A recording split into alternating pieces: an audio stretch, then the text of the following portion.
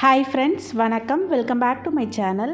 இன்றைக்கி நம்மளோட சேனலில் ரொம்ப சிம்பிளான ஹோட்டல் ஸ்டைலில் டேஸ்டியாக ரவா இட்லி எப்படி செய்கிறதுன்னு சொல்லிட்டு பார்க்கலாம். ஃபஸ்ட்டு ஒரு கடாய் வச்சுக்கலாம். அதில் 2 டேபிள் ஸ்பூன் அளவுக்கு நெய் விட்டுக்கோங்க. நெய் நல்லா உருகி காஞ்சதுக்கப்புறமா ஃபஸ்ட்டு வெறும் முந்திரி பருப்பை மட்டும் தனியாக வறுத்து எடுத்து வச்சுக்கலாம். முந்திரி பருப்பு நல்லா கோல்டன் ப்ரௌன் கலர் ஆனதுக்கப்புறமா அதை நம்ம எடுத்து வச்சுக்கலாம். இப்போ அதே நெய்யில் மற்ற பொருட்கள் எல்லாத்தையுமே நம்ம வறுத்து எடுத்து வச்சுக்கலாம்.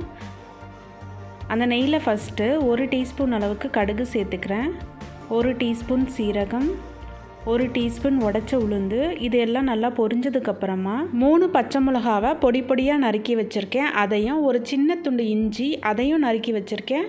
ரெண்டுத்தையும் சேர்த்துக்கலாம். ரெண்டுத்தோட பச்சை வாசனை போகிற வரைக்கும் வதக்கிக்கோங்க. இதில் 1/4 டீஸ்பூன் அளவுக்கு பெருங்காய பவுடர் அதையும் சேர்த்து நம்ம நல்லா வதக்கிக்கலாம். நான் 1 கப் அளவுக்கு கேரட்டை துருவி எடுத்து வச்சுருக்கேன். அதில் 1 கைப்பிடி மட்டும் சேர்த்து வதக்கிக்கிறேன். மீதி இட்லி ஊற்றும் போது நம்ம யூஸ் பண்ணிக்கலாம். இந்த கேரட் ஒரு 2 நிமிஷம் வதக்கட்டோங்க. அடுத்ததாக 10 பீஸ் முந்திரியை சின்ன சின்னதாக உடச்சி எடுத்து வச்சுருக்கேன். அதையும் சேர்த்துக்கலாம். சேர்த்து 1 நிமிஷம் நல்லா வதக்கி விட்டுக்கோங்க. அடுத்ததாக ரவை சேர்த்துக்கலாம். நான் 1/4 கப் அளவுக்கு இன்றைக்கி ரவை ஆட் பண்ண போகிறேன்.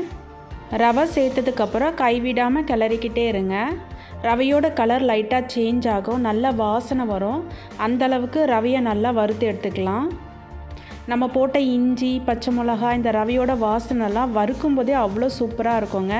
ரவை கலரெல்லாம் நல்லா சேஞ்ச் ஆகிடுச்சு, நல்லா வறுபட்டுடுச்சு. இப்போ ஆஃப் பண்ணி இதை அப்படியே ஆற வச்சிடலாம். இன்னொரு பவுலில் நல்ல திக்கான தயிர் 1 கப் அளவுக்கு எடுத்திருக்கேன்.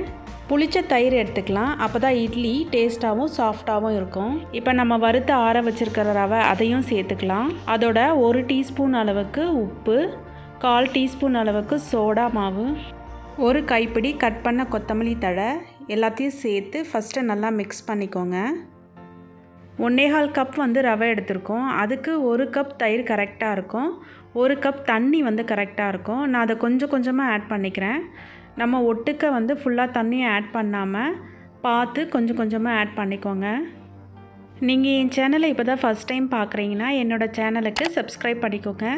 பக்கத்துலேயே இருக்கிற பெல் ஐக்கானை ப்ரெஸ் பண்ணி ஆல்ன்ற ஆப்ஷனையும் செலக்ட் பண்ணிக்கோங்க. இன்றைக்கி தண்ணி 1/4 கப் அளவுக்கு ஆட் பண்ணியிருக்கேன். ஆக்சுவலாக நம்ம ஊரில் இருக்கிற தயிரெல்லாம் கொஞ்சம் தண்ணியாக இருக்கிற மாதிரி இருக்கும். அப்போ நீங்கள் ஆட் பண்ணுற அந்த தண்ணியோட அளவு கம்மியாக தான் தேவைப்படும், பார்த்து ஆட் பண்ணிக்கோங்க.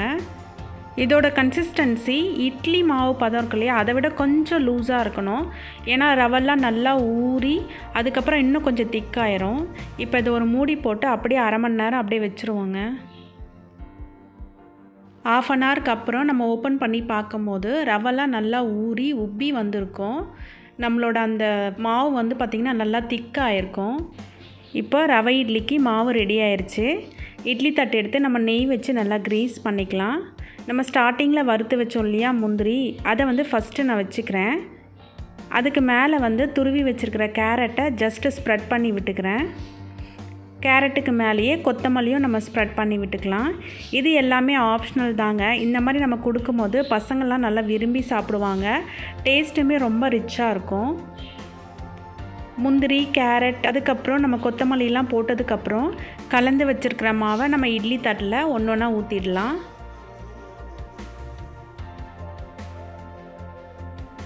இப்போ இதை இட்லி பாத்திரத்தில் வச்சு ஒரு 10 மினிட்ஸ் நல்லா வேக வச்சு எடுத்துக்கலாம்.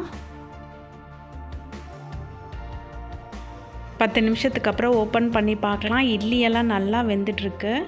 இட்லி ரொம்ப சாஃப்டாக இருந்தது. நம்ம நெய்யில் வறுத்து இஞ்சி எல்லாம் சேர்த்துருக்கிறதுனால வாசனையே ரொம்ப சூப்பராக இருந்தது. ரொம்ப சிம்பிளாக வீட்லேயே ஹோட்டல் ஸ்டைலில் எப்படி ரவா இட்லி செய்கிறதுன்னு சொல்லிட்டு பார்த்தோம். இந்த வீடியோ உங்களுக்கு பிடிச்சிருக்குன்னு நினைக்கிறேன். பிடிச்சிருந்துச்சின்னா மறக்காமல் லைக் பண்ணுங்கள், ஷேர் பண்ணுங்கள், கமெண்ட் பண்ணுங்கள். இந்த வீடியோ பார்த்ததுக்கு ரொம்ப நன்றி.